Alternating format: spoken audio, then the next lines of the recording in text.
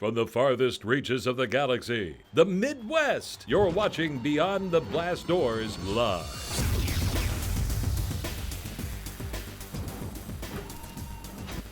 Episode 51 of Beyond the Blast Doors. We are live on this Sunday afternoon. We can officially say it because it is noon in the Central Time Zone, which we are broadcasting from. David and David, your two hosts. We are down our Mandalorian friend.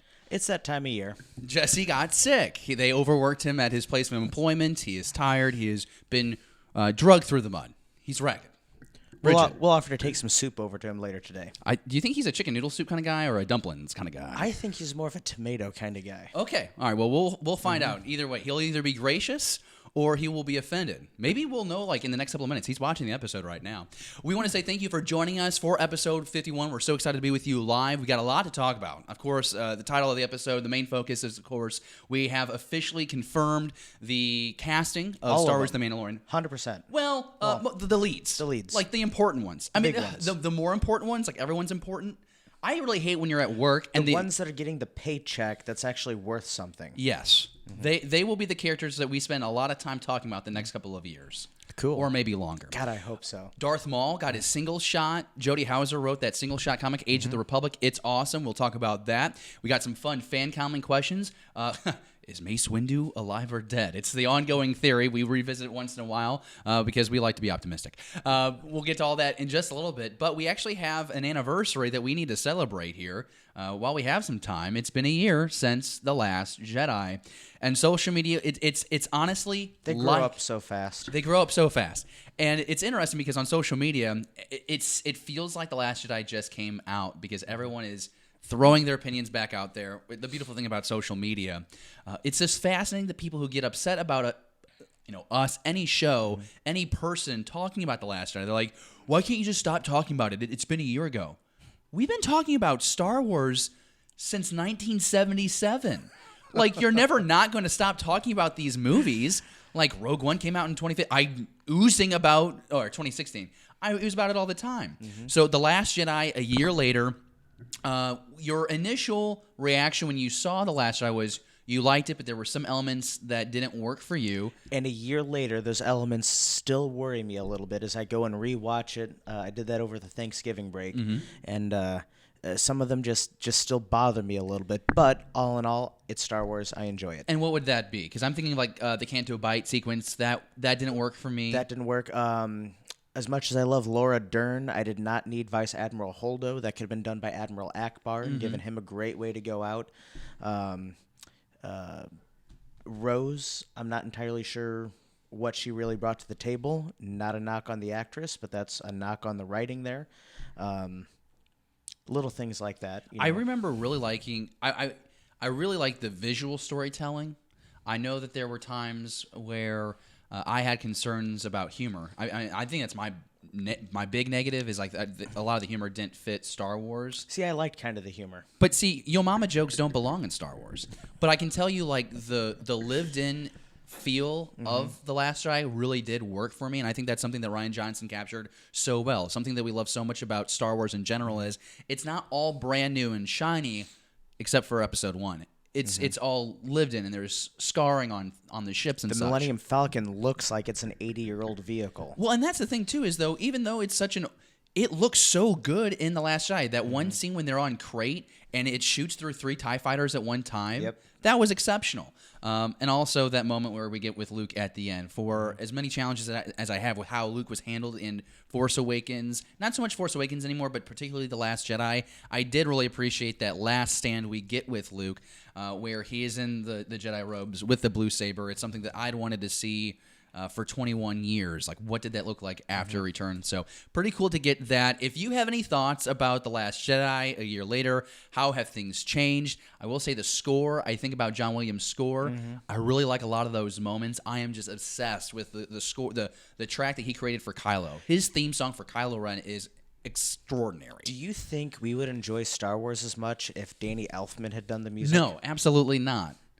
We would have been like wondering where Batman is, or I mean, we talked about that a lot after The Grinch came out a couple weeks ago. I'm just so glad we have John. I think Danny Elfman is a fine composer. Just would not have worked for Star Wars. You got to let it go, my friend. Let us know what you think down in the comments below. We want to remind you that you can always follow our show on Facebook, Twitter, and Instagram. It's really important that you follow us on social media so you're the first to know when we go live, when we drop new videos, whatever we're doing. I mean, sometimes we're just going to the comic book shop, But either way, follow us on Facebook, Twitter, and Instagram. If you haven't already, be sure to like and subscribe to our channel. Let's go ahead and dive into the first segment of our show, Real Talk. If you can watch Star Wars on a screen, the movie screen, your mobile phone, your tablet, that's where we're talking about right here in Real Talk. Do people really actually watch TV on their telephone? Well, it's like, not. I don't because the you screen's can on a too telephone, small. but you can't on a cell phone. On your cell phone. Well, like my iPhone 8, like the screen is big enough. It's like a mini tablet where I can watch YouTube videos on there, and I can watch my CW stuff on there. Really, it's pretty convenient. See, I'd rather have a bigger device to watch that on. Hey, The Mandalorian. We finally got its cast confirmed. Which is pretty cool. It's pretty exciting, and you're taking a look now. I did my best to throw all the new faces on there. Apollo freaking Creed is in Star Wars now, which I'm just blown away by. But Pedro Pascal, he, of course, is now confirmed as the lead character. He is the Mandalorian. Let's see who else we have. Yeah, I don't have him on this screen, but that's okay. We'll just keep staring at these characters because they're great people. Gina Carano, which we've already talked about from Deadpool. We now have Giancarlo Esposito. We have Emily Swallow, you see on your screen, Carl Weathers, which a lot of people know him from Predator, but we'll talk about how we know him from something completely different. We have Omid Abtahi from American Gods. We have Werner Herzog and Nick Nolte, who we talked about just last week on episode 50. And we'll get into character reaction first, but just... we have words from Jon Favreau, which is a rarity, it seems, but he says, "We are having a great time working on The Mandalorian with this incredibly talented group and excited for everyone to see what we're up to." That's all according to executive producer Jon Favreau, the mastermind behind this series. And of course, this series will drop on the Disney Plus, the new Disney streaming service, in late 2019. At least that's what we believe. We believe that Disney Plus will drop somewhere around October, September of next year, and that is when we're going to get at least the first episode of The Mandalorian. Still haven't confirmed if they're going to do one big drop, here's all 8 or 10 episodes at one time, or if they're going to space them out. First, we get all this casting news. When you finally find out, though, that here is the group, here are the main actors. Did you think at any point during this be like, well, how the heck have they been shooting so long already, not revealing all these different actors? Like, how that has to be the most complicated shoot, right? Because if you don't have all your pieces to the puzzle there, you're doing something over here, something over here, something over here. Now you've just confirmed your full cast. There's people that haven't even begun to shoot their parts yet for these episodes. So does that thought even cross your mind, or you're like, you know what, Jon Favreau's a pro at this point, I'm not worried about it? I'm not worried about it at all. I think there's a subtle combination between a lot of non-disclosure agreements. People have to subscribe to secrecy, if you will. So I'm sure part of that, maybe some of these guys have been on set shooting some stuff. But if they're really trying to make this an immersive world, which Disney has definitely done since they helmed the project, I'm sure that there's a whole lot of filming they can do that doesn't involve the cast. Okay. Things like space shots and spaceships and, the flybys as you're standing there looking up at the big Star Destroyer in the sky. Yeah. So there's a lot that they can shoot, that be-real stuff, that second unit stuff, that they don't necessarily need all of the minor cast members. That's a really good point. Because I didn't even think about how, all the sculpting that they're going to have to do and all the set build, that's going to take time, too. Yep. So they had time to go ahead and assemble the remaining of the cast, and they could also have had this cast for a while. They just did that good of a job not linking all the characters until now. Because remember, going back 2 weeks ago, we heard about getting Pedro Pascal as the possible lead of The Mandalorian. Now it's just finally confirmed he is The Mandalorian. We already talked about a few of these characters. Like I mentioned, Nick Nolte was last week's episode. The episode before, we talked about Gina Carano. So let's go ahead and just talk about the new faces that we have, familiarize ourselves with what they've done, maybe what we think they'll do in this series. So the first one, of course, Giancarlo Esposito. I know him from Breaking Bad, but also Once Upon a Time, he was in that series as a semi-regular. Really? Who was he in that show? He was the mirror on the wall. Okay. And then we had... I know who he is now. Yeah, and then he was Aquila in Favreau's Jungle Book, which I really like because here we go.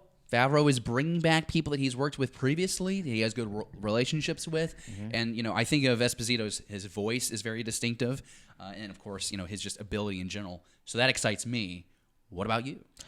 I didn't know him very well. I had to go digging on IMDb to even figure out that he was very involved in Breaking Bad and Better Call Saul. Which I don't think you're alone. I mean, that's what that's the thing, is I think a lot of people are unaware of where these people are coming from. But that's not a bad thing, David, because you even go back to the beginning of Star Wars and the prequel of Star Wars and even this new trilogy of Star Wars, and that's what they always do. They bring in people that we're not familiar with. We didn't know who Mark Hamill, Carrie Fisher, and Harrison Ford were until the day after its release. And the American audience wasn't familiar with Alec Guinness when he came in the picture as Obi-Wan. Oh, really? Yeah, he was not a very big. He was very big over in Europe, very big in the UK, but people in the US didn't know him. See, I just always assumed because he was in that one Bridge movie. I never remember it. Bridge over the River Kwai. Yeah. Okay, cool. That was about it. So I think I'm really excited to see what Giancarlo can do, and with his voice, and that's the thing too, is like, is he going to be on camera, or is he just when you voicing a character? And that's the question that you have to ask for a lot of these characters. That might be kind of cool if he was like a droid or something of the sort. That could be it's a new Star Wars product, so it has to have a droid. Will it be a funny droid? Will it be a mean droid? I don't know. Be like 000 from Dr. Aphra. That'd be really cool. That's not going to happen, but it'd be cool if it did. Emily Swallow is next up, and I'm not familiar with a lot of her work, to be honest with you. This was a new, pleasant, friendly-looking face. I mean, she looks like she could play like a double agent. Like, she could be sweet, but she could be backstabbing you. She could be a love interest. She could be a love interest, absolutely. I do know that she does the voice in that Castlevania series in Netflix, which I have not watched. Well, we were talking with our director-producer, Jordan, and he said that he watched it. It's been sitting in my watch list for a while. Yeah, Jordan, do you watch it? Yeah, we get a thumbs up. He likes it. Yep. He likes it. So maybe I'll have to watch that sooner rather than later. I think I'm really excited to see what Emily Swallow brings to this, just because, again, I don't know a lot about her. She has, I went online. She has credits, but nothing to me that really jumped out. I mean, to some other nerddoms out there, I mean, she was in... she's probably a huge star. Yeah, she's Supernatural. Yeah. She had a number of episodes in that. Oh, and that show's huge. And that's also on my list that I haven't watched yet. She was in The Mentalist for a couple years. You're only like 13 years behind on Supernatural. Yeah, I know. That's why I haven't started it yet, because...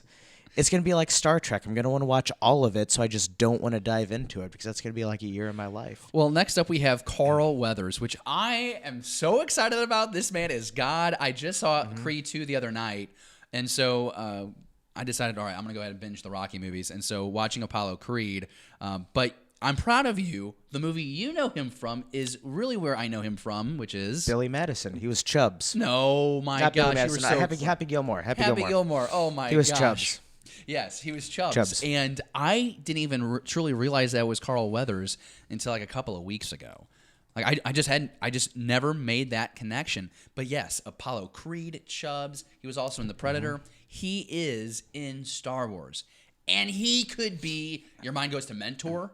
Your mind goes to Other Rogue. Your mind goes to maybe, see, I was about to just say voice actor, but I don't think you can... I don't think he'll be a voice actor. I don't think you can have Carl Weathers and not have him be a live action character. Why pay for him and not put his face on the screen? And just like how good physically in shape that man still is in, it's just unbelievable. Have you ever watched like Apollo? Not Apollo, the Rocky movies. None. We need to do that. The first one won an Academy Award, but it's really tough to get through. It was 1976. Wasn't the best, but each one gets a little bit better. But Creed 2 is awesome. Let's see who's next on our list. Omid Tahi. Now, this is a guy where I was like, man, I've heard this name before, but I don't know why. And then I did a Google search, and I pull up his resume, and I'm like, oh, here we go. Here's something. He's got some past with Star Wars. He was in the Clone Wars. He is actually, he's cast in this unspecified role, but with the Mandalorian. But he voiced Mandalorian Cadet Amos in Star Wars Clone Wars, the episodes The Academy and The Lawless. And so maybe he'll be coming back as the same character. Well, and that's where your mind automatically goes. It's like, is there a way that you're about to connect Clone Wars to this Mandalorian? You're kind of talking about pre-Revenge of the Sith to post-Return of the Jedi. And something that we have talked about on our show quite a bit is it would be really great to see how we can interconnect some of this canon. And I don't think this is making Star Wars too small. I don't think you're shrinking the galaxy here. I think this is an opportunity to bring someone from the past and, all right, let's fast forward, what is this, 40, 50 years, and let's see where they're at right now. That's not right math at all. It's like 20 or 30. But that would be pretty fascinating to me. So I actually knew him from World of Warcraft. Really? He did a couple voices in Legion. Okay. At least that's where I recognize his voice from. But he's also been in American Gods. Did you ever get into that? I did not, but I had a friend. Actually, I work with a guy who is really invested into it. He loved it because it was like wasn't it like a different villain every week or something? I don't know. No, it's a Neil Gaiman book. It's pretty phenomenal. Yeah, but they broke it up like 8 parts or 10 parts or something. I don't know. He was always talking about the bad guys were the best part of the show. Oh, without a doubt. Okay. I mean, Gaiman writes phenomenal bad guys. He's been in a number of things, smaller roles a lot of times. Mockingjay, Hunger Games Part 2. He was in that one, and he was in StarCraft 2, Nova Covert Ops. Oh, that's fun. So I like this guy already. There's a lot of diversity. He's a nerd, and I can get on board with that. Yeah, we can dig the diversity of that resume for sure. Werner Herzog is our last new casting addition to the show, and I just knew him as a director. He has acting credits. I guess I should know better. But he did Grizzly Man back in 2005. He did the Tom Cruise Reacher movie, Jack Reacher. Aguirre, The Wrath of God was nominated, or not nominated, but that was I think the movie that he's really known for back in the mid to late 80s. He's got a lot of writing credits. He likes to be behind the scenes. He's directed a lot of documentaries for people who... German-born. Really? He's from Germany. Well, that's kind of fun. I guess Herzog, that's a pretty German name. But people are really hyped about him, and there's a lot of I don't want to say rumors. They're theorizing that he would play a mentor type of role. But my impression, and correct me if you think I'm wrong here, but my guess is that the Mandalorian doesn't have a mentor. This guy is a rogue on his own, this lonesome gunslinger. He has no friends. He's looking for maybe a job to make some scratch. I mean, if you look at his acting credits, it's a lot of small things. Voices in Rick and Morty and Simpsons, minor characters, cameos in Parks and Recreation. I could see him being a recurring yet small character. Maybe not necessarily small, but smaller increments of time on screen, maybe like a Maz Kanata type person. Okay. A resource. Is that a good way to phrase it? I like it. Let's not make it like a Battlefront 2 checkpoint, though. Yeah. No, let's do that, though. But overall, though, this cast definitely gives you confidence, and it's something that Disney has done well. Can't really hire a director that well, depending on the project, but the cast has usually always been spot on. Before we move too much further, I'm talking with JLS Comics here in the live chat. Oh, fun. And he has a thought that we might want to talk about. He's talking about Gina maybe playing Sabine. That could be interesting because we've talked about Gina Carano being a very physical actress, but maybe not wanting to give her too many lines. She plays a little stiff in Deadpool, and that's what I know her from. I know that she's done some video game work, but that could actually be really interesting seeing Sabine come back. I don't have an image to show you on this, but there is a rumor, and this is kind of spoilery if it's true. Sabine's helmet has been found on set of The Mandalorian, Which is pretty cool. So that might not be too far of a stretch. I think Gina could do it really well, and we saw in Star Wars Rebels just how physical Sabine is, not just on ground, but when she's airborne with that jetpack. You need someone who can be physical, who can pull that off, make it believable, and I think that Gina is the person that could make Sabine realistic. That's crazy. I always kind of thought that Taya, though, would come back and be Sabine on camera. I thought there was a slight chance. She's the voice actress that does Sabine on the Rebels. I mean, they could voice over her. That's been done a lot in Star Wars. I guess that's possible. I mean, you think about, kind of what happened. Well, it's not really in Star Wars, but I just saw that Freddie Mercury movie, and that's kind of how they did the voice. Rami Malek did some of the music, some of the singing, but it was mostly Mark Martel and Freddie Mercury tracks. So interesting to see. JLS, Jesse, I think that's a great idea. She could be Sabine. I mean, who knows? Yeah. The thing about this is we're going to be really pondering this. I think until Star Wars Celebration, I think we're going to see a teaser there for The Mandalorian. That'd be cool. I'm really excited for this one. Build the hype up. Oh, yeah. I think just because we're getting more news right now for... A lot of people are trying to make theories for Episode 9, but I think as far as news goes, I feel like we've gotten a lot more Mandalorian news in recent weeks, and so that's probably why I'm more hyped for that project more. The more Netflix puts out their original content and how good it is, and Amazon and how good it is, if DC Universe can come out with a great show in Titans, that gives me a lot of faith that Disney can do it better. Because Disney has more resources and probably can pull a higher quality talent pool. And that's not a slam on the other streaming services. It's just like Disney own. I mean, it's kind of like a monopoly now. Yep. It kind of owns it all. What do you think? What do you think? What do you want to know? I try to combine like 4 sentences into one. Comment down below if you're live with us. Let us know in the live chat. We're monitoring that live chat. So glad that you're with us here for episode 51. Let's go on to the next topic. Great conversation here in Real Talk. Mark Hamill reveals the intensity of spoiling security tactics. This was so cool. In episode 9. This is like Cold War era espionage type conversation. Well, it seems like we talked about Force Awakens, like it was super tight. And then The Last Jedi was even more I don't even think that the way it sounds, it was like so close that they were going to not tell him his lines until he was on set. I mean, it was almost like that tight-lipped for episode 9. But yeah, we all know that J.J. Abrams is helming this, and he has taken script security to the next level. Mark Hamill gave EW, Entertainment Weekly, a sense of some of these spoiler security tactics employing on the next film of this franchise.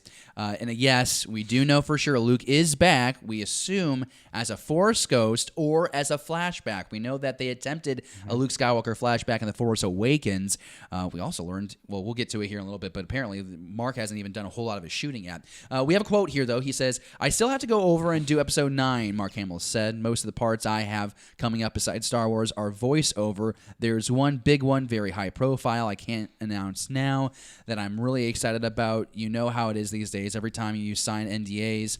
I remember back when I read the first Star Wars script, I was like, wow, that's the goofiest thing I've ever read. I gave it to my best friend to read, and I said, what do you think of it? He said, I think it's really wild. It's crazy. Can I give it to Meredith? Sure, go ahead. So I went around to all my friends. Of course, back then, nobody cared. Nowadays, it's like working for some secret deep state government organization, like being in the CIA. They're going to send rewrites over to Prague on the dark red paper that gives you a headache to read." So that's like a mile-long quote from Mark Hamill. You can see how I try to cram that on the screen there. But when you think about the intensity that not just JJ, but Lucasfilm is going through to keep the secrets of Episode 9 secret, what do you make of this? This red paper? That has to be frustrating. You're trying to memorize lines, and it's giving you a headache. Well, it definitely wouldn't photocopy well if it's dark red paper with black text. Right. I mean, that's just brilliant. When you hear his excitement, though, there's a couple of things that you can pick out.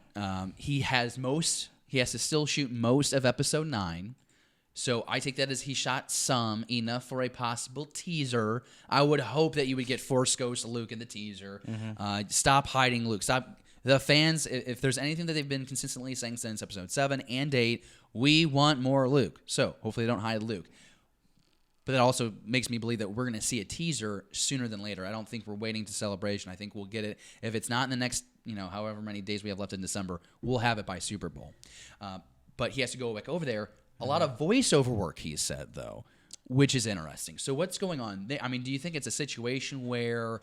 I think of like in A New Hope, where we're in the trench to blow up the Death Star, and you have Obi-Wan Kenobi, his Force Ghost, the voiceover talking to Luke. I wonder if it's going to be a lot of like that, or if we're really going to get this nightmare ghost that he talked about several months ago. He wants to haunt Kylo. I don't know, because if he's doing a haunting as a Force Ghost, they still need him physically present with full body shots. Yeah. So I'm wondering if we're going to get more of the whispering in the ear kind of thing you were talking about, or maybe we get like a holocron where they CGI a younger Luke Skywalker and Mark's providing the voice for that, teaching out of a holocron of some sort.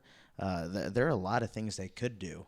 I would love to see some kind of flashback or somehow depicting a younger Luke fighting. I mean, that would give the Ignite the Green crowd something to cheer about. Do you think they would hire a younger actor for the body and then CGI the face, kind of like they did with Leia in Rogue One and Tarkin in Rogue One? I think there's a chance. I can't remember the guy's name, but they did cast somebody to play a young Luke Skywalker in The Force Awakens. StarWarsNewsNet.com had a story about this a few weeks ago, and maybe we'll talk about it next week. It's just a really deep dive. There we go. Tripping over myself.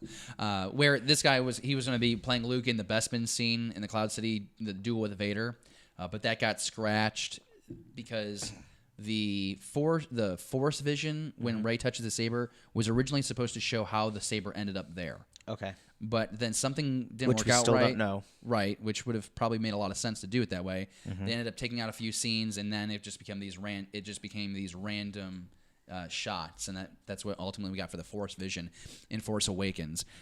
But I think there is a 20% chance. I don't think we're going to get a whole lot of Luke. I could be wrong, but if it just depends on how much shooting that they've actually been able to complete, how much production they've gotten underway here in 2018, and how much left they have in the schedule in 2019. Because if he needs to be with the principal cast if he's going to be around a lot. We only know right now of scenes being shot with Poe, Rey, and Finn on a grassy, hilly planet. I think there's like a snow planet as well or something. So how much has been done in 2018? Because if there's still a bulk to do in 2019, then he might be around. But the impression I'm getting from this is they're not having involved right now. He might not have as big of a role as I was hoping for. I was kind of hoping like this would be like Force Ghost, maybe 50% of the film or 40% of the film. We were going to get a lot of Luke. That's what I was hoping for. I doubt it. I mean, it'd be nice, but there's so many things I have to wrap up with the new cast. Rey, Poe, Finn. See, I don't think you have to wrap up much with them because I think they're going to continue on. You're wrapping up the OT characters because you've already killed off 2 of the 3. Leia is going to get wrapped up. Luke is semi-wrapped up based on what you think happened with The Last Jedi. So I think we're going to have Rey, Poe, and Finn. These new characters, there's going to be a little... they won't be completely wrapped by the end of this movie because they're going to have other stories to tell. Whether it's not in TV, it's going to be in the comics, and it's in the books. I mean, they're still young, so they have another 40 years that they could pump out Star Wars movies. Unless JJ does like a reverse Genesis effect, and the screen just goes wide at the end of Episode 9, and the galaxy destroys. It's just gone. It's just over. It's just over with Rey, Poe, and Finn. We killed off Luke, and now it's just over with.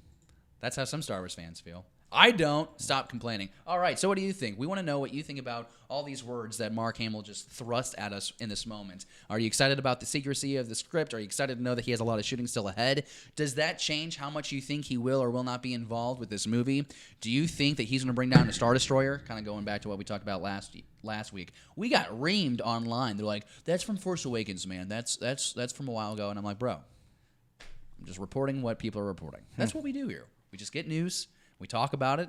We either like it or we don't like it. Some things we really don't like. What do you like? What do you not like? Let us know down in the comments below. Third topic, last topic, real talk. We're cruising along here on a Sunday afternoon, if you live in the Midwest. Star Wars Resistance, I would say, does succeed with its mid-season finale with Kaz meeting General Leia Organa again. And we're 11 episodes into this first season, okay? And it's been slow-paced. A lot of humor, maybe a little slapstick. It's the stuff that the kids are going to get really into. But I think that I can feel confident about the second half of Season 1 with this finale, Station Theta Black, because it's getting back on track as far as we're not just goofing around, racing ships, playing spy. Now we're back with Poe Dameron. We're doing a mission. Into a plot. Right. We're checking out this possible First Order facility. It's a First Order mining facility that attracts Phasma into the mix. So now you got Poe back. You got Phasma back. You're getting a little bit more tied into into that sequel trilogy era. Really enjoying that. Then you have them engaging Princess Leia, and all this culminates to them acknowledging a war is on the way. The First Order is gathering resources, building its strength. A war is on the way. And that should be exciting for you because whether you're enjoying the series or not, you're getting a little bit more insight into what set the stage for Force Awakens and The Last Jedi. And even if you are not watching the series on the regular, which is fine because, again, we talked about this. I'm watching just to stay afloat for the show. David, you're what? You're not watching at all. You're going to binge it now, right? Because we're at the mid-season? We are. So the first couple episodes really didn't strike my fancy. But in fairness, neither did Rebels and neither did the Clone Wars. Well, since the target age is like a third of your age. You're 30 now. The kids are like 10 or 12 watching this. Don't be offended. You had people come out to a winery. You wined and dined with people. It was fun. You had a great time. I did. Yeah. So, thanks for coming, by the way. What a jerk. I had food poisoning, and I was bedridden for straight 48 hours. So did I, so. Felt like a broken fire hydrant. Okay. No, so I'm at the point where at the mid-season, and I'm going to binge watch it now, try to get caught up, which should be fun. Should only take about 4 hours. Yeah, 20 episodes, yeah. And, we've talked a lot about the artwork. I really like the art. You didn't seem to really like it, so that's got me excited. If you think that the mid-season finale was great, then I'll look forward to that. Well, I got to tell you, though, because I think the more we involve the First Order, the better, because traditionally that's happening in space or in space-type stations. And I think this art style makes the destroyers look really good. Starkiller Base looks really cool. Just the First Order in general, especially like the way light hits characters' helmets, like the Troopers and Phasma. It's kind of like what you were talking about last week with Star Wars: The Galaxy of Adventures. Is like both animation styles allow themselves to get that sheen to happen. Mm-hmm. And so I really enjoy that, and that's what I am enjoying the most out of this. Is the closer it gets to the main storyline, the more I enjoy the story. When they're just kind of goofing around and racing and the slapstick, that's not doing it for me, but I'm sure it's doing it for the demographic that they're really targeting. So if you got a kiddo that likes Star, I'm sure they're eating this up. And if they are, I hope you're enjoying it with them. And if not, just tough it out, because any Star Wars content that brings a kid joy, that's a good thing. All right, that's going to do it for Real Talk. Real Talk, the segment where if it's on the screen, and you can watch it there on the screen, we're talking about it right here in Real Talk. We got a pretty active live chat going on. All right, so there's a lot of comments, a lot of people talking to each other, which is really cool. But shout out to the Great Legend Show. Oh, so glad the Great Legend. They just did an auction last night. They had like 130 people at one time watching the Hero Initiative. Awesome. It was awesome. They had asked me to jump in there and actually be involved with that, and I didn't get back to them in time, and I'm sorry because it was such a spectacular event. You guys raised hundreds, I would say, I think it's thousands of dollars. That was an understatement. You guys raised thousands of dollars for comic book creators, and that was so cool to watch happen. Some huge books went on sale. So, yeah, which is awesome. It was a real good time. We got the Mr. Pete channel, who needs 600 subs. We have Ms. P's been hanging out, although I think she just took a step out. The Underground, St. Louis, JLS. Oh, yeah, Sam Canzero is watching in St. Louis, yeah. JLS Comics has been talking quite a bit, although I think he just popped out. Jesse's a big Star Wars fan. He'll be in and out, I'm sure. The Sunday morning. We're still trying to figure out the best time to do our show. We thought that noon was probably the latest we can do on a Sunday, just because of work schedules. But we're constantly trying to figure it out. Listen, if we could pull it off on a Friday night, we'll do it on Friday night. But Great Legend Show's thrown out a joke from like a year and a half ago. We were talking about Jesse being out sick, and he says, "Yeah, Jesse, the third stormtrooper." Then he says the first two stormtroopers are Tag and Bink. So I will never forget the first time the Great Legend referred to Jesse as the third stormtrooper. It was on one of his live auctions, and then he came up over to our channel. He posted it somewhere, and Jesse was like, "What do you mean I'm a third stormtrooper?" Well, I mean, it's easy for us because we're both named David. Oh, yeah, everybody knows us. You call us David, and you got 2/3 of the show cast down, and so. But everyone's having a good time in the live chat. That's really exciting. We got 4 people watching right now. I know that we had at one time up to 10. So Great Legend wants to know when we're going to play Battlefront 2 again. Well, that's going to happen Thursday night. We're actually going to talk about that in like a couple of minutes. Wait, are we? Well, we're not. Steve will. Okay. We got. You know what? Should we get a PS4 and we share so that way we can play like multiplayer and stuff? So I've been considering getting a PS4 because you keep making fun of me because I still watch my DVDs off my PlayStation 2. Yeah, So it's the thick one.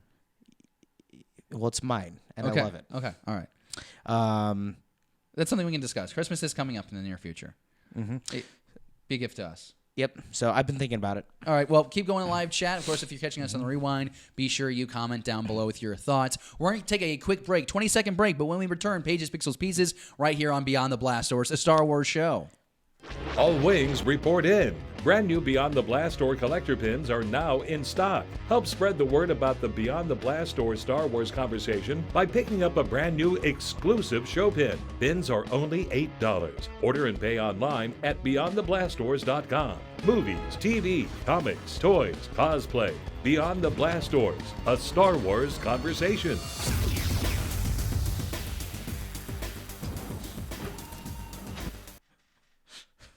All right, so we're back here on I can't believe he made us commercials. Beyond the Blast Doors, Star Wars conversation. That is the most ridiculously cute commercial I've ever seen. Is that why you're laughing so hard? I was going to ask you, like, why are you laughing? The flashes of the Lego guys holding our pin. I'm glad you're entertained. Did you ever see the 90s Nickelodeon show Kablam? Yeah. That's what that reminded me of right there. That's cute. I love how serious we take ourselves. Hey, but you should buy the pins, though. BeyondTheBlastDoors.com. Let's do our first segment, Pages, Pixels, Pieces. This is brought to you by our sponsors, the Fantasy Shop in Maplewood, Missouri. Proud to have our local comic shop as our official sponsor. Comics, collectibles, toys, Magic, the Gathering, and board games. The Fantasy Shop in St. Louis, proudly serving St. Louis since 1981 and proudly serving this YouTube channel for the past 5 months. Comic books, David. Oh, we are talking about comic books. You got Darth Maul, #1, Age of Republic Darth Maul, you see there. I love this. I guess we're calling it a maxi series. It's like 30 to 40 comics, and they're all single shots. Pretty dope. You see it there on the left side of your screen. You're looking at Han Solo Imperial Cadet #2, and over there on the right, Dr. Aphra 27. Let's dive in. Age of Republic Darth Maul #1. Let's just go right into it. Oh my gosh. This is like an epilogue to that Maul miniseries we got earlier in the year, and it takes place an undesignated amount of time later. He's down in the streets of Coruscant working with rogues and scoundrels and bounty hunters trying to collect a payment of some sort.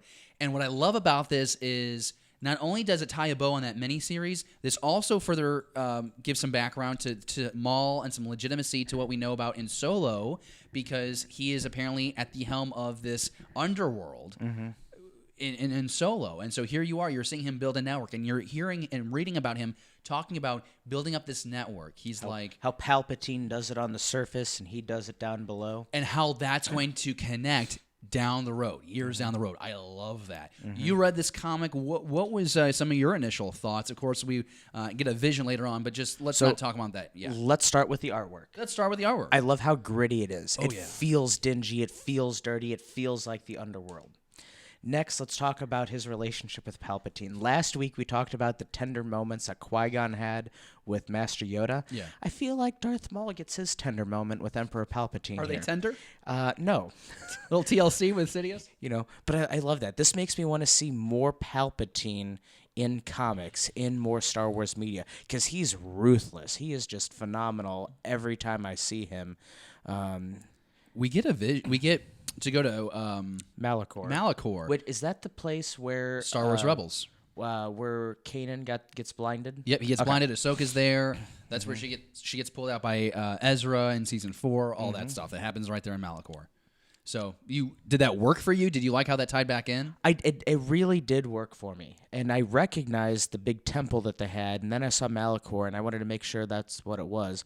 But I loved it because he gets his training moment like Qui-Gon got his. I can see a lot of parallels between the two comics, and his Force vision is phenomenal. Simply because you get to see him as a Jedi, right, with a double-sided blue lightsaber, which is cool. And that's the thing, is like right now you're looking at images on your screen where you're seeing him going through the streets again of Coruscant, and you're seeing him where he has so many different appearances that I guess you just think of Darth Maul in those black robes. It's cool to see him as an undercover agent in the streets, but then you get to this Force vision, which we'll show you here in a second. He's in Jedi robes.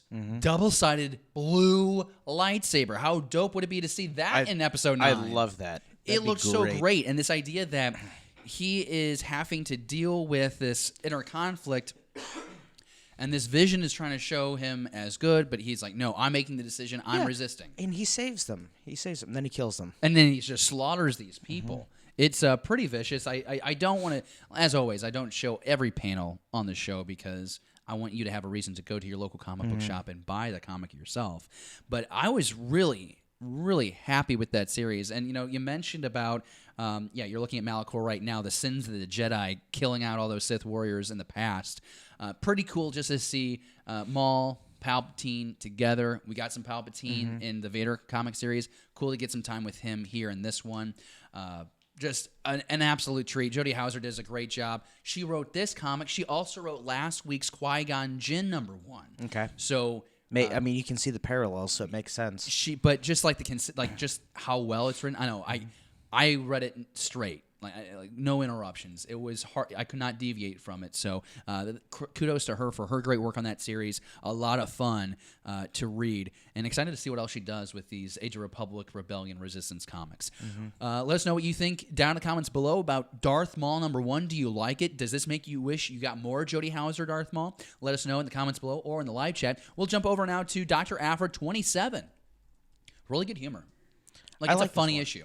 So neither one of us are necessarily overly bought into Dr. Aphra and the comics that she has. Right. I try and stay up to date because of the show, but I don't go deep into the character like a lot of folks. And there are a lot of times for the show where I just kind of skim through it, pick out a couple things, look at the artwork, and say, okay, there's Dr. Aphra. This Worst Among Equals storyline has been phenomenal. It's been a lot of fun. It's been fun. It's got great art. I love the story, and I love the murderous droid 000. It's fun to see how these characters have evolved, and something we've talked about Aphra too is she is her own woman. She brings she represents a lot of folks that maybe didn't feel like they had representation in the Star Wars galaxy before that. It's supposed to be so diverse, and what I enjoy about this is how it's transitioned from her just working with Vader, running away from Vader, doing her own thing. She is now considered a legitimate threat by the Rebellion. I mean, Leia orders a hit on Aphra by the end of this issue, and it's interesting to see that Aphra is that big of a character now in Star Wars that she is on the radar of the Rebellion. That's, to me, huge. As a threat. That's huge to me because before I viewed Aphra in the original Gillen Star Wars Darth Vader run, sidekick, just kind of to me, she kind of got in the way of the story. Here in this run, though, a little, stronger writing. The arcs, this arc is doing it for us. It hasn't been that way for every issue so far this new run, but really exciting to see how this character has developed, how the character has grown. You pissed off Leia enough to get a hit on you. You're doing something right, depending on your point of view. I mean, to me, the star of the comic is 000.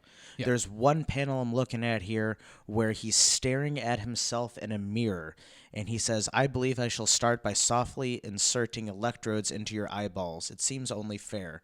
And then Aphra stops and says, "Seriously, 10 hours till we explode and you're threatening mirrors?" So he is so psychotic and murderous that he's threatening to kill himself while looking in a mirror. And I think I love that. The humor, especially with 000, helps with pacing a lot, just because the Aphra series is heavier on the actual reading. You're doing a lot of reading in the Aphra series, and so whenever you get to the point, I feel like when I'm like, oh, okay, I need something to happen, it's like we get a little joke, we get a bit of action, okay, we're right back in it. So love Dr. Aphra 27.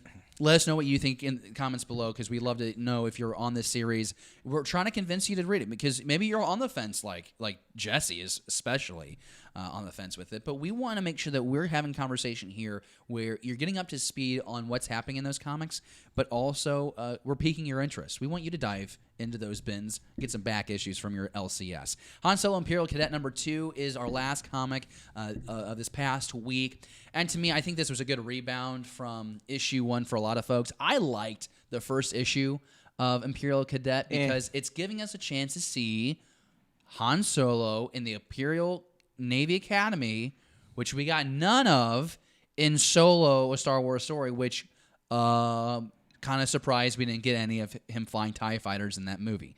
We were supposed to. The scene was deleted. I think you should have left it in. Issue #2. Okay, I'm rolling with it. I'm happy to see Han in the fighters, dealing with fire. He's getting in trouble with other characters in the academy. And so you're kind of getting that, the wise guy slapstick entertainment you're accustomed to getting with Han Solo. There is controversy that it feels like it's too long of content, like it's long-winded. The writing is too long-winded.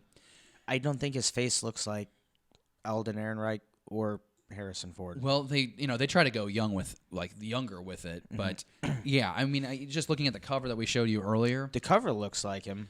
Cover looks great. None of the interior. But a lot of people are mad that they're using Alden Ehrenreich's likeness. I'm like, why are you frustrated? He's the young Han Solo. Just be cool with it. The cover looks phenomenal.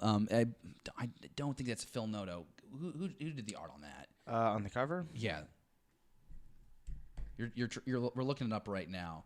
I think it's just the artist. Who's the general artist on Leonard somebody? Leonard Kirk? Yeah, there we go. Leonard Kirk did the cover on there, and there's a colorist and there's a pencilist and all that, but and Robbie Thompson writes it, right? Yes. Yeah. Okay. Cool. So, I would go check it out. I think it's a little bit stronger than the first. I personally like both of them, but anything to give me a further insight into Solo in that Imperial Academy. Art doesn't bother me. I dig the art. The likeness to Alden does not bother me. I think it's appropriate. If you're going to go ahead and cast Alden as young Han, that's going to be what young Han looks like. You didn't get McGruber or whatever that kid's name is, the Harrison Ford impersonator. You got Alden Ehrenreich. So that's what we're going to get. And if you like Solo, then pick this thing up. I think it's going to be a 5-issue miniseries run. Jesse's joined us in the live chat. Oh, wonderful. What we got? And he says that he's definitely on the fence, not interested in it. So I just asked him if he was talking about Dr. Aphra or the Han Solo. He says Dr. Aphra, not interested. And he agrees with me. He doesn't like the faces. Okay, and that's totally valid. I think with some of the art, it has been hit and miss. But I think in 2018, the story has been a reinvention of art stylings in Star Wars comics, because I think there's been a dramatic improvement with Star Wars. Like the main line, Salvador LaRocca said every time, he's a great artist, just did not enjoy what he was doing with the likeness, the characters, with the faces in comics. And I think if you look at what you're getting with Aphra, what you're getting with Solo, what you're getting in the Maul, I think the art overall is at a higher level. Like, it's more detailed. And that's something that we weren't enjoying or we weren't experiencing at the beginning of the year. So I think that this is a sign that Marvel, Star Wars, listening to the fans, trying to give them what they want, especially in the main story, Star Wars line, art is significantly better. But you know what? Give Aphra a chance, man. That's what I would say is get that first trade. Maybe that's what we do for a giveaway. We just hit 700 subscribers on YouTube, so I feel like we need to do a contest giveaway. And that'd be cool. Make a fun competition. Maybe we're giving away Aphra, so that way that Jesse can dive into that series. If you're on the fence about any of these, or you're deep into any of these comics, let us know. Comments below or the live chat. Let's go ahead now. Before we get to Sasha Blaster, though, let's thank one more time our sponsors. We got to thank the sponsors. Because they bring us this segment. The Fantasy Shop in Maplewood, Missouri. Proud to have our local comic book shop as our official sponsor. Comics, collectibles, toys, Magic the Gathering, and board games. The Fantasy Shop in St. Louis, proudly serving St. Louis since 1981. While we're still on Pagel's No, we're done with Page and Pixels pieces. Oh, well, before we wrap that up, JLS Comics has a thought for us in the live chat. Okay. He says, if we like the Black Series figures, they have a ton of them at Five Below for $5. We should go check that out. Actually, today, they just came out with a Tarkin figure that looks really good. Ooh, that'd be comes fun. with the Imperial droid, the torture one, the ball thing with the needle. Yeah, the thing that does whatever it does to Leia. Yep. Inappropriate things. Okay. Interrogation droid or something. Okay. Sasher Blasted. You ready for this, big boy? I am. All right, so Sasher Blasted, this is basically where we have like a lot of headlines from over the week or theories that we don't want to spend a whole lot of time on because they're kind of stupid. So we're just going to rapid fire them. They're not. They're just small. They're not small. Well, it's a thing where there's a YouTuber who shall not be named who creates all these theories and rumors, and I think a lot of them are just ridiculous. So we just kind of go from like the least ridiculous to the most ridiculous as fast as we can. You ready? Yep. All right, for Sasha Blasted this week on Beyond the Blast Doors, episode 51, Kerry Russell's Mara is actually Mara Jade. Blasted. We haven't heard anything about her in the live-action movies. Why start now? And I'm going to blast it as well, too, because I think they use Mara just as a code name for the character, just to tease with fans. JJ has a history of doing that. I don't think there's any real legitimacy to that. Ezra Bridger from Star Wars Rebels will appear in Episode 9. David? Blasted. I think it'd be cool, but why would they try to shoe him into this last movie when there's so many other things they need to discuss? I'm going to blast because I think it's a different series that we're going to get with Ezra Bridger and Thrawn either in the unknown regions they've had survived and they're trying to figure a way to get back to civilization, or it's going to be beyond that and it's them collecting the pieces somehow. Thrawn trying to get back with the Empire of the First Order. I don't know how it's going to happen. Somehow, some way. Luke and Obi-Wan meet as Force ghosts in Episode 9. Stashed or blasted? Stash it. I think it'd be super cool for them both be ghosts talking to Rey. I agree with that. I don't think it's going to happen, though. I'm going to blast it because I don't think they're going to bring Ewan McGregor back. I think it's a mistake. They totally should. The last one here, and this is the most ridiculous. Here we go. Rey dies in episode 9. David, what do you think? Blast it. We finally get another strong female lead in the Star Wars universe, and they're going to kill her off. Well, somehow you have to bring balance. I'm going to blast it, too. I don't see there being a way for her to die. I think that they're going to lead this in a way to where if they want to revisit Rey 10 years down the road, they want to be able to bring back Daisy Ridley. So I don't think that they're going to kill off. But I do think there's going to be something that happens with Kylo Ren to bring balance. And I don't think it's going to be a romantic Reylo type of thing. But I think there's some kind of yin and yang going on there. Jesse's posting his thoughts into the chat there. You want me to go through those real quick? Yeah, let's see what he said. On the Mara Jade topic, he says, blast it. No context for her in the movies. What was the second one? Second one was Ezra Bridger. Blast it. More likely to see him in The Mandalorian. Luke and Obi-Wan meeting his Force ghosts. He said stash it. I hope they fist bump, and he hasn't posted the last one yet, probably because of our delay. Rey dies in episode 9. Okay, he says blast it as long as Kylo dies. Okay, you know what? I think Kylo has to die, so I'm looking forward to seeing how they pull that off. All right, so that's going to do it for Stash It or Blast It. Let's stay on target. You got to stay on target. Got to stay focused. And this week, we're talking about Star Wars Fan Awards were announced on StarWars.com. The Star Wars show, Andy Gutierrez, oh my gosh, and Anthony Garbode did a really great job of celebrating these fans that had entered the contest. And there were 4 different categories: long video, short video, visual art, and photo. And so we're going to just kind of reference these and know that after the show, we're going to put the link down in the comments below so that way you can find out what these, all these different projects look like, because you have like 20-second animated shorts, you've got like 10-minute long fan videos, you've got cosplay, you've got statues, really cool. So we're just gonna go one by one, and as far as like the 4 categories, and we're just gonna talk about things that projects that stood out to us, and I guess we can just start with the long video format, and a lot of cool options. There was Exile. That was a fan-made video that kind of looked like you were like following this Jedi, and then like Sith jump out. There's stormtroopers. There's a bomb. There wasn't a Sith. There was like these stormtroopers. There's a bomb that explodes. Then he goes and slaughters, and then you go off to this like desert world. So it was kind of cool to see like what fan the whole concept of the fan awards is cool to see what fans are able to do without a Hollywood budget. All of these were really creative. Yeah, they were all solid.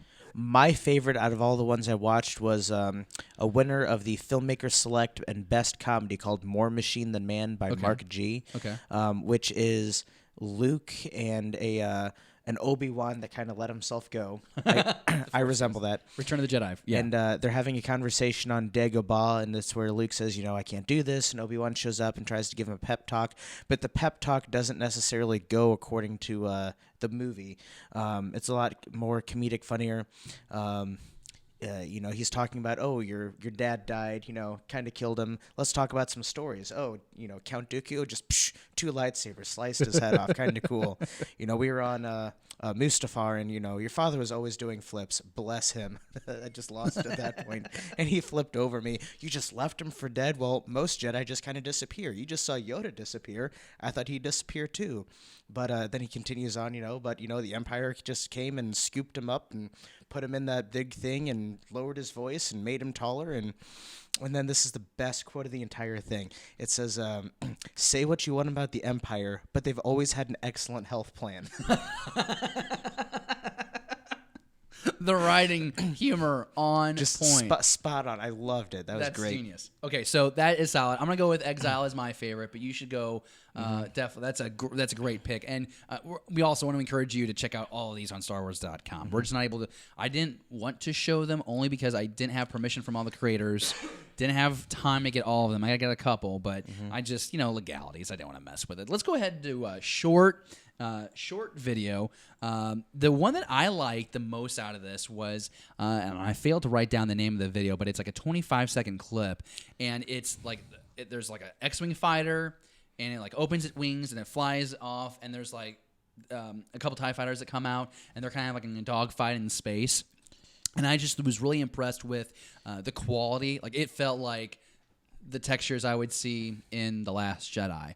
It was really cool to see the X-wing, zip around. TIE fighters follow suit. There's also a Millennium Falcon short that was pretty cool. The detail the quality of the ship itself was pretty fantastic. There was one called Vader Misquoted by Jared H., where it's like a stick figure Vader drawn on a yellow piece of paper, and that was kind of fun. I enjoyed that. I mean, the thing that I liked about all of these was their creativity. They're all so different. Because I'm not creative. I think the X-Wing one you're talking about was called A Close Call by Jared P. Okay, perfect. Which Thank won you for the best visual effects, Awesome. and quite deservingly. Mm-hmm. The other thing that I thought was pretty cool is they did a remake of the original Star Wars poster with, poster. Yeah, where he's holding the lightsaber up with action figures.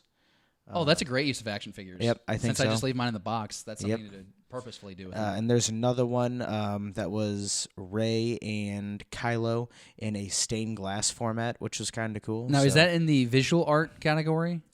Winner audience choice? Oh, maybe not. No, I think that was visual art. Audience choice and best digital art. Okay. Balanced by Madison T. Okay. Let's go ahead, though, because I brought it up. We'll just go into visual art, though, because the two things that stuck out to me were the Maul painting, the charcoal art, and the Enfys Nest cosplay, the costume. And I want to make sure I mention that one because we don't have Jesse this week. He's homesick. And I was like, if we don't mention the cosplay, he is going to crush us. So, there was... it looked honestly like they had just stolen the costume from the set of Solo.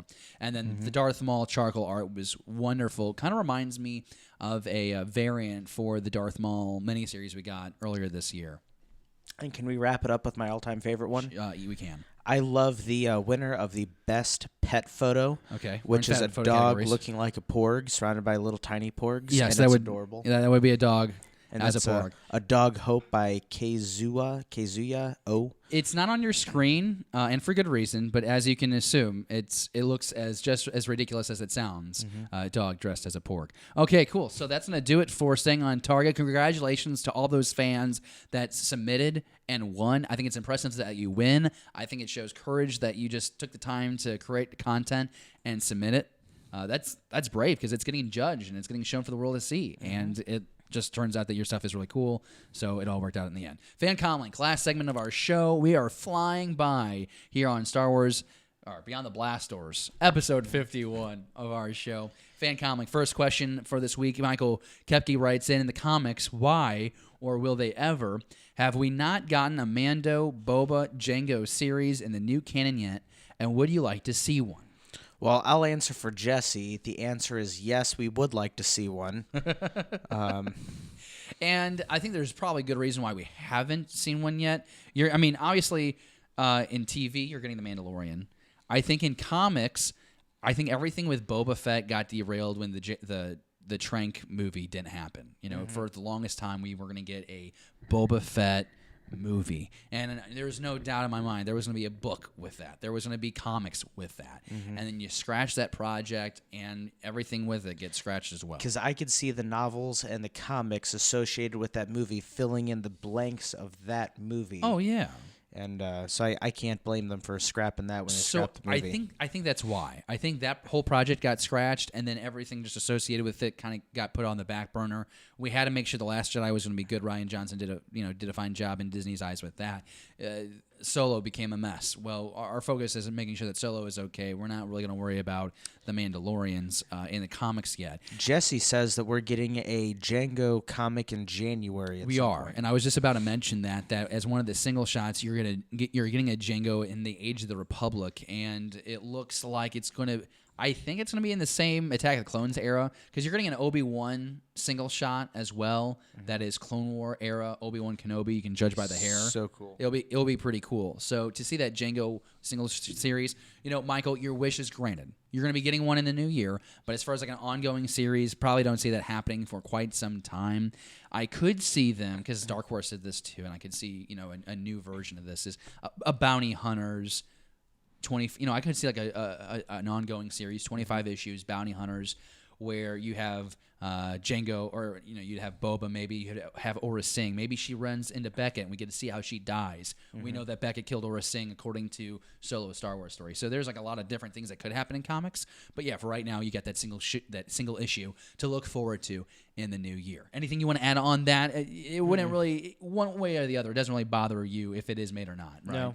Not really. But I Jesse, think it'd be cool. Jesse, the desk would be lifted right now on one side if Jesse was here right now, with his saber forged lightsaber that he just got in the mail, which he still hasn't shown us photos of.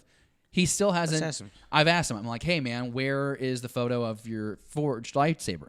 And he doesn't respond. I guess he's just that sick that he can post on Twitter, but he can't text me back.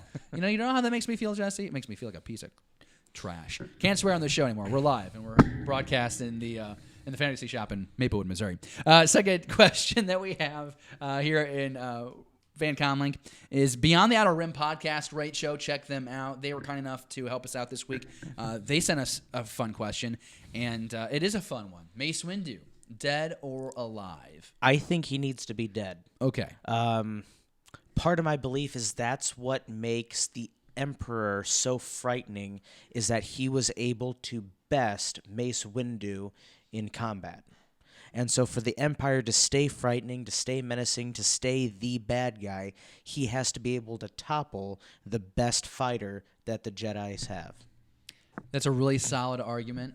I'm also going to say because Mace Windu is so strong and that we've seen him before dodge extraordinarily deadly situations, I think there's a chance that he is alive. In the EU, he actually was alive, and he had stayed hidden for a long time. He had lost an eye or something, and he had the nub because he lost his arm, whatever. I think it was this one because his lightsaber was over here. But he had recovered the lightsaber, and he was just waiting out until the next, the Force called upon the next Force user to try and topple the Empire. And I loved that. I loved that idea. It could be fleshed out. Could it work? Maybe or maybe not. We live in a time where the fandom, especially, just everyone has their own opinion, and their opinion has to be the right one. And I'm not trying to slam anybody. I'm just saying that's the observation that I have. So would that work? I don't know. It would take a lot of fleshing out. But the thing about it is Mace Windu is such a fan favorite character. Samuel L. Jackson is such a beloved actor. It's so fun to see him doing his thing in the MCU. Freaking Captain Marvel. He's going to come back. He's going to look 20 years younger than that. And based on what we've seen from the teaser video, it looks like Samuel L. Jackson from the 90s. It looks pretty great. So, I want to say that he is out there alive. Is he really? Probably not. I think David, for all the reasons he mentioned, is true because you don't want to bring back a character like that to undo a powerfully communicated message in Revenge of the Sith. What makes the Emperor so scary, so deadly? Why is he so intimidating in Empire, in Return of the Jedi? Well, it's because he is responsible for eliminating some of the most powerful Jedi. It wasn't just Vader. And I've always viewed that scene in Revenge of the Sith, I should say, as the Emperor toying with Mace. I don't think Mace ever really had the upper hand on the Emperor. I think the Emperor was letting him have trying to fool Anakin. And then once he knew that he got Anakin, he let go of that unlimited power. And he sent him out the window. He's probably dead. That's going to do it for Fan Comlink. Fan Comlink is the last segment of our show. And we want to remind you that you should always subscribe to our YouTube channel and follow us on Facebook, Twitter, and Instagram. But that is going to do it for episode 51. David, it was a pleasure. I know we were down a guy, but I felt like we just kind of cruised through this show, and it was an absolute joy. Before we go, anything going on in the live chat? 3 Men in a Basement comics just popped back in. Mr. Pete's still hanging around. Mando Fury, our good friend Jesse is in the live chat. He is back. Has been. Yep. He maybe heard my message that he needs to respond to my texts. Ms. P, shout out to her, to the Great Legend Show, JLS Comics, Underground St. Louis. Really just appreciate everyone being in the live chat with us. And just help us please spread the word that we're going live on Sundays if people can make it. And if not, make sure that they know they can catch us on the rewind because we're working really hard. And, I'm going to take the time to say it. Jordan's been working with us for 2 weeks now. 3 weeks now. He's over here. We're Jordan. 3 weeks. And, 3.5, whatever. He just waved back like the camera could see him. Right. But it's just like, he has helped us so much already, just taking our show to the next level. You might notice the different background. We have backlighting. We have a new set. We have a lot better quality camera. We had been using a 10-year-old fish head, whatever it was called, webcam. And now we're using, we've just really elevated in the last couple of weeks, and Jordan's a big ingredient of that. Not bad for a couple guys sitting in a kitchen. It's not a kitchen. It's the dining room. We started in my kitchen. That's another way we progressed. Anyways, that's going to do it for episode 51. We're going to go ahead and throw the closing animation up there because we want you to know that this one is in the books, but we'll see you next Sunday for our live show. Thanks for joining us. May the Force be with you. Thank you for watching Beyond the Blast Doors. Be sure to subscribe to our channel. Don't forget, give us a thumbs up and leave a comment. Beyond the Blast Doors, a Star Wars conversation.